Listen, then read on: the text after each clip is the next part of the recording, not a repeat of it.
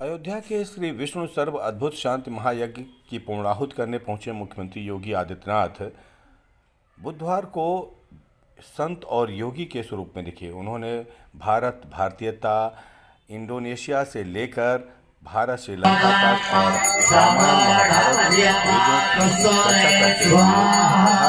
और भारत की परंपरा का अद्भुत चित्र खींचा। आप भी सुने राजनेता से अलग योगी आदित्यनाथ को।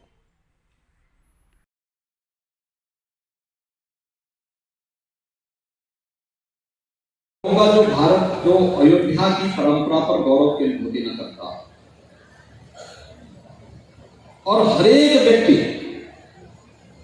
अयोध्या की इस परंपरा के साथ जोड़ना चाहता है। हम देश के अंदर जाते हैं, अलग अलग क्षेत्रों में जाकर के इस बात का मालूम करते हैं। भारत ही नहीं, अब तो दुनिया के अंदर भी हम लोग जाके देखते हैं। आपको याद होगा जब 2017 में हम लोगों ने यहां पर दीपोत्सव के कार्यक्रम को प्रारंभ किया था। दीपोत्सव के कार्यक्रम में हम लोगों ने कई देशों से रामलीलाओं को बुलाया था, जिन देशों में रामलीला का मंचन होता है। और उन लोगों को यहां पर जब बुलाया था तो इंडोनेशिया की रामलीला भी आई थी। इंडोनेशिया दुनिया के अंदर सबसे अधिक मुस्लिम आबादी का देश है। उसमें जितने भी पात्र थे सभी मुस्लिम थे। तो मैंने बाहर के देशों से आने वाले रामायण के जितने भी पात्र थे उनको मुख्यमंत्री आवास पर लखनऊ में बुलाया था, बातचीत करने के लिए और उनका सम्मान करने के लिए। क्योंकि जब यहाँ अयोध्या में कार्यक्रम था दीपोत्सव का तो यहाँ पे भीड़ भाड़ थी, सभी लोग व्यस्त भी थे। तो उस समय यहां पर ना संवाद बन पाया था ना उनका सम्मान हो पाया। तो मैंने उनको लखनऊ विशेष रूप से बुलाया था। वे लोग मेरे पास आए थे। वहां पे थाईलैंड, लाओस की बात मैं मान सकता। थाईलैंड के राजा अपने आप को राम का वंशज मानते हैं। लाओस की परंपरा अपने को भारत के साथ जोड़ती है। कंबोडिया की पूरी परंपरा भारतीयता से प्रभावित है।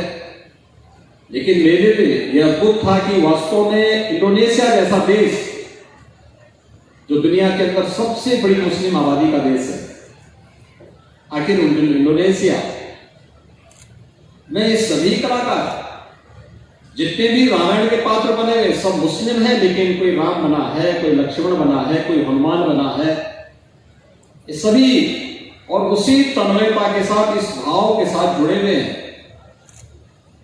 मैंने उनसे पूछा और कलाकार के रूप में आप इस कार्यक्रम को करते हैं, केवल आपकी भावना भी इस रूप में है? उन्होंने कहा नहीं, हम केवल कलाकार नहीं हैं, राम के साथ हमारा आत्मीय संबंध है। और जब हमें आमंत्रण मिला था अयोध्या का तो हम लोगों ने इस समय इस बात को कहा था कि साहब अयोध्या में चाहे हमें जैसे भी जाना होगा हम जाएंगे जरूर। अयोध्या में हमारे लिए गौरव की बात है। मैंने कहा क्यों? उन्होंने कहा साहब देखिए, अयोध्या राम ये हमारे लिए कोई एक नाट्य मंचन नहीं है। राम हमारे भी आस्था के प्रतीक है। राम हमारे भी पूर्वज हैं। हमारे पूर्वजों ने किसी कालखंड में, किसी पीढ़ी में अपनी उपासना विधि बदली होगी। उपासना विधि बदलने से पूर्वज नहीं बदल जाते हैं। और इसलिए राम हमारे भी पूर्वज है। राम के प्रति हमारे मन में भी वही श्रद्धा, वही आस्था का भाव है। फिर उन्होंने इस बात को कहा, मैंने कहा साहब आप तो भारत में रह रहे हैं, हमें भारत की करेंसी के बारे में नहीं बोलना, लेकिन हमारे यहां जो करेंसी निकलती है ना वह गणपति के नाम पर निकलती है, गणेश जी के नाम पर निकलती है। हमारे यहां पर जो हमारी एयरलाइंस है वह गरुड़ के नाम पर है, जो विष्णु की सवारी है, भगवान विष्णु की सवारी है। हम लोग तो बहुत नजदीक से जुड़े हुए हैं भारत के साथ।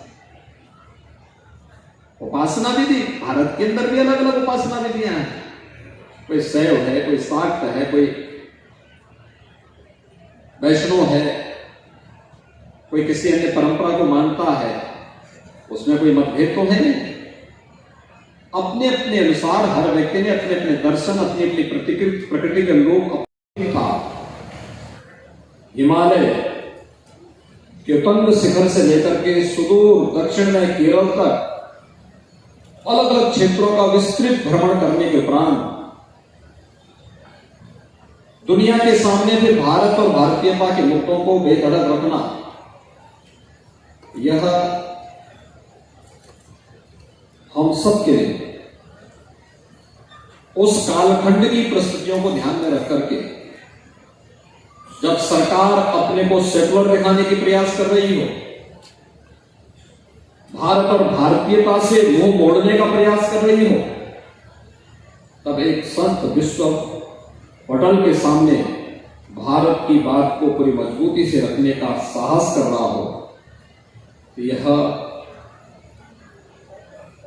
उस कालखंड के लिए अद्भुत भी था और वर्तमान के लिए अभिनंदनीय भी है। और इस दृश्य में महर्षि महेश योगी जी की इस परंपरा से जुड़े हुए महर्षि जी के नाम पर इस रामायण विद्यापीठ ट्रस्ट से जुड़े हुए सभी पदाधिकारियों को, जो आज महर्षि के इस पूरे कार्यक्रम को अभी भी उसी भाव के साथ आगे बढ़ाने का कार्य कर रहे हैं, इन सबको हृदय से साधुवाद देता हूं। भाई बहनों, हम सब जानते हैं अयोध्या सूर्यवंश की राजधानी है और मर्यादा पुरुषोत्तम भगवान श्री राम विष्णु के एक महत्वपूर्ण अवतार भी है, जिन्होंने इसी अयोध्या में जन्म लेकर के भारत के अंदर और विश्व मानवता के लिए एक मनुष्य को सम विषम परिस्थितियों में मर्यादा का पालन करते हुए कैसे आचरण करना चाहिए, ये सभी कुछ जिन्होंने स्वयं के मानवीय चरित्र के माध्यम से संपूर्ण मानवता के सामने जिन्होंने एक आदर्श प्रस्तुत किया, यह अयोध्या उनकी स्वयं की जन्मभूमि भी है। मंचन के साथ हम सब जुड़े हैं, आस्था के साथ हम जुड़ते हैं और वे लोग आए थे।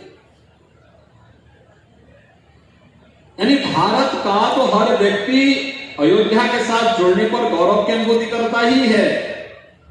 आज विश्व मानवता भी अयोध्या के साथ जुड़ने पर गौरव की अनुभूति करता है और ये अयोध्या से जुड़े हुए पूज्य संतों के लिए भी और अयोध्या से जुड़े हुए हर नागरिक के लिए बहुत महत्वपूर्ण है। आपने इस बार भी देखा होगा दीपोत्सव के आयोजन में श्रीलंका की रामायण भी आई, रामलीला भी आई थी और अभी कुछ दिन पहले श्रीलंका के राजदूत यहां पर अशोक वाटिका की शिला को लेकर के आए थे, राम मंदिर निर्माण को लेकर के उसे दान करने के लिए। दुनिया आज आपके साथ जुड़ रही है, दुनिया अयोध्या के साथ एक आत्मीय संवाद बना रही है।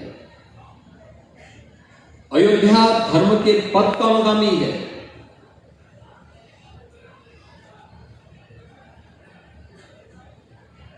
और किस रूप में? महर्षि वाल्मीकि ने यही तो कहा, रामो विग्रहवान धर्म। यानी उन्होंने एक लाइन में सब कुछ कह दिया।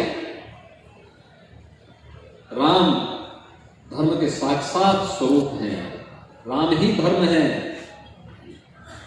धर्म के जो गुण हैं, धर्म के जो लक्षण हैं, वह अगर किसी एक जगह मिलते हैं तो वे मर्यादा पुरुषोत्तम भगवान श्री राम में मिलते हैं। इसलिए राम और धर्म ये अलग अलग हो ही नहीं सकते, एक दूसरे के पूरक हैं। और इन दोनों में किसी एक के गुण को हम ले लें, किसी एक के लक्षण को ले लें तो मान लें यही धर्म है या यही राम है, और यही तो राम की विशेषता है, यही हमारी सनातन धर्म की भी विशेषता है।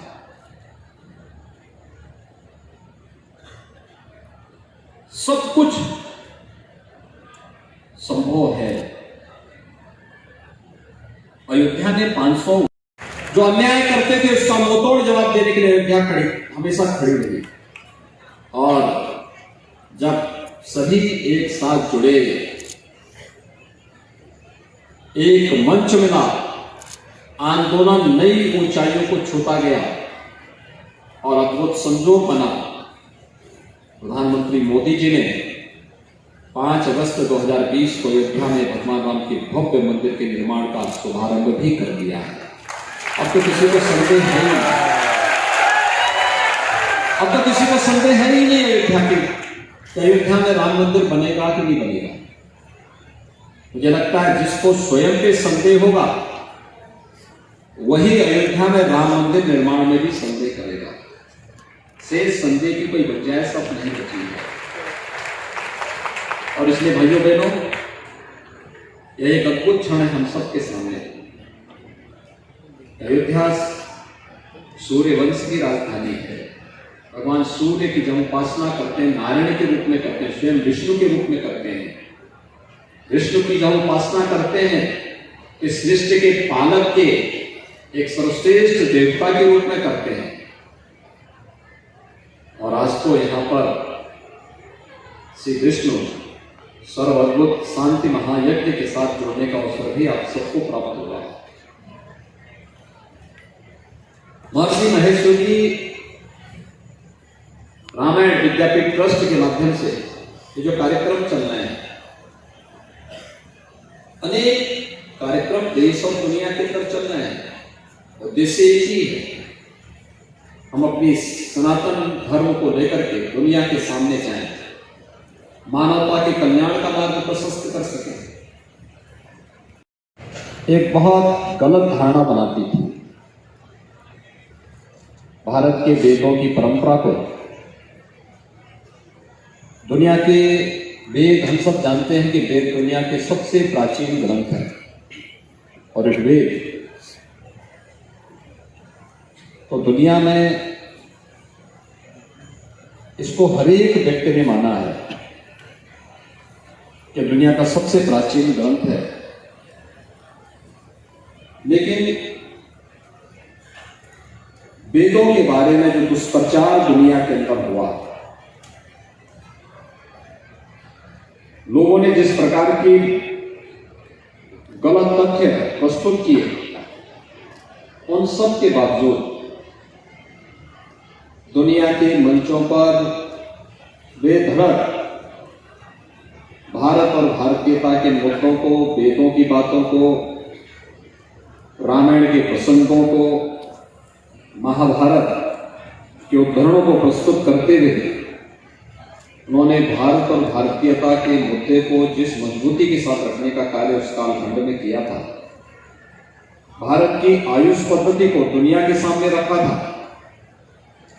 भारत की योग की परंपरा को जिस मजबूती के साथ दुनिया के सामने रखा था, वह अद्भुत था, अभिनंदनीय था। और योग में भी भावात्मक ध्यान के मुद्दे को लेकर के विश्व का ध्यान अपनी ओर आकर्षित किया था। उस कालखंड में जब इस अवसर पर मुख्यमंत्री योगी आदित्यनाथ ने अयोध्या के साधु संतों के साथ भोजन भी ग्रहण किया। भोजन ग्रहण करने से पहले वो सभी साधु संतों के पास गए, प्रणाम किया, सबको भोजन के लिए आमंत्रित किया और फिर भोजन एक साथ ग्रहण किया। भोजन करने के बाद मुख्यमंत्री अयोध्या से वापस लखनऊ चले गए। लेकिन ये भोजन का अवसर ऐसा रहा जो अयोध्या के साधुओं संतों को उनके लिए अविस्मरणीय रहेगा। उन्हें हमेशा याद रहेगा कि मुख्यमंत्री ने उनके साथ बैठकर पंगत में भोजन किया, जैसे कि आमतौर पर भारतीय परंपरा में भोजन किया जाता है। नंबर तो आप करवा दीजिए।